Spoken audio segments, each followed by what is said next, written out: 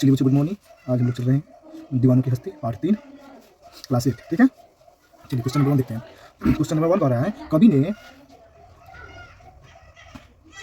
ने अपने आने को उल्लास और जाने को आंसू बनाकर बह जाना क्यों कहा है? कवि ने अपने आने को उल्लास और जाने को आंसू बनकर बह जाना क्यों कहा है? ठीक है, चलिए। कवि बेफिक्र भरा जीवन जीने वाला व्यक्ति है। वह अपने साथियों के साथ जहाँ भी जाता है वहाँ उनके दुख सुख में शामिल होता है और उनमें खुशियाँ बांटता है। वह अपने लक्ष्य अर्थात उन लोगों की खुशियाँ को अस्थायी नहीं बना पाता है। वापस आते समय कवि और वे लोग दोनों ही दुखी हो जाते हैं, इसलिए कवि ने ऐसा कहा है। चलिए क्वेश्चन नंबर 2 देखते हैं। भिखमंगों की दुनिया में भिखमंगों की दुनिया में बेरोक प्यार लुटाने वाला कवि ऐसा क्यों कहता है कि वह अपने हृदय पर असफलता का एक निश्चय भरा भार की तरह लेकर जा रहा है? क्या वह निराश है या प्रसन्न? चलिए इसको भी हम लोग जानते हैं।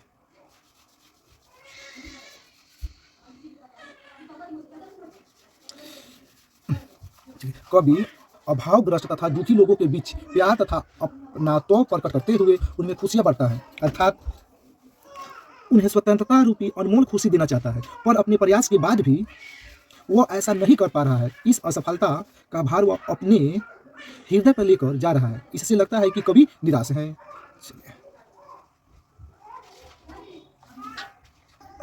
चलिए क्वेश्चन नंबर 3 को देखते हैं। ठीक है, कविता में ऐसी कौन सी बात है जो आपको सबसे अच्छी लगी? कविता के अंदर अनेक ऐसी बात है जो मुझे अच्छी लगी। कवि ने बेफिक्र तथा मस्त जीवन जीते हुए दूसरों की खुशियों को ध्यान में रखने का संदेश दिया गया है। चलिए दूसरा देख रहे हैं, सुख दुख को समान भाव से ग्रहण करने की प्रेरणा मिलती है। तीसरा देखते हैं, कविता में अभावग्रस्त लोगों में खुशियां बांटकर उनका सुख दूसरे दूर करने की बात कही है। इसके एकता, समानता, प्रेम तथा श्रद्धा भाव में वृद्धि होती है। चलिए क्वेश्चन देख रहे हैं कविता से आगे। क्वेश्चन नंबर 1, जीवन में मस्ती होनी चाहिए, लेकिन कब मस्ती हानिकारक हो सकता है? जीवन में मस्ती होनी चाहिए, लेकिन कब मस्ती हानिकारक हो सकती है? सहपाठियों के बीच की चर्चा कीजिए। ठीक है सर। मनुष्य को सारी चिंता फिक्र छोड़कर मस्ती भरा जीवन जीना चाहिए, किंतु हमारे द्वारा की गई मस्ती से किसी का अहित होने लगे या उसकी भावनाएं आहत होने लगे तो मस्ती हानिकारक हो सकती है। हम दूसरे के जीवन या स्वतंत्रता में दखल देने का कोई हक नहीं है। ऐसा न हो कि हम अपनी मस्ती में इतना मस्त हो जाए कि दूसरे की भावनाओं का ख्याल ही न रह पाए। चलिए अनुमान और कल्पना। चलिए क्वेश्चन देख लेते हैं। एक पंक्ति में कवि ने यह कहकर अपने अस्तित्व को नकारा है कि हम दीवानों की क्या हस्ती है, आज यहाँ कल वहाँ चले। दूसरे पंक्ति में उन्होंने यह कहकर अपने अस्तित्व को महत्व दिया है कि मस्ती का आलम साथ चला, हम धूल उड़ाते धूल उड़ाते जहाँ चले। यह फक्का मस्ती का उदाहरण है। अभाव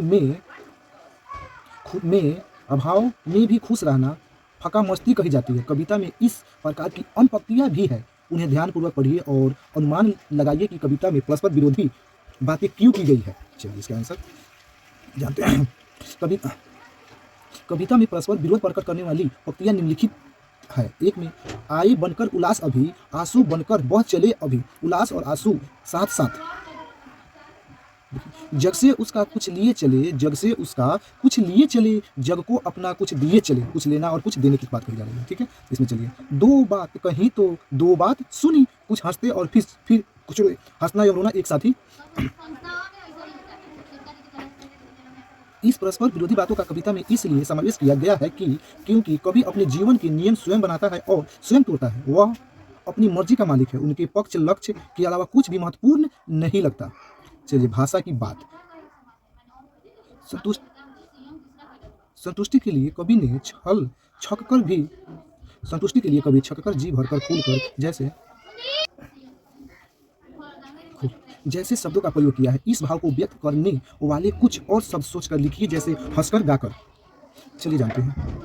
संतुष्टि का भाव व्यक्त करने वाले कुछ शब्द प्रसन्न होकर, तृप्त होकर, भी भरकर, परिपूर्ण होकर, मस्त होकर आदि होते हैं। चलिए हम लोग का चैप्टर आज समाप्त हुआ, दीवानों की मस्ती। चलिए बच्चों इसको चैनल को सब्सक्राइब भी करते चले।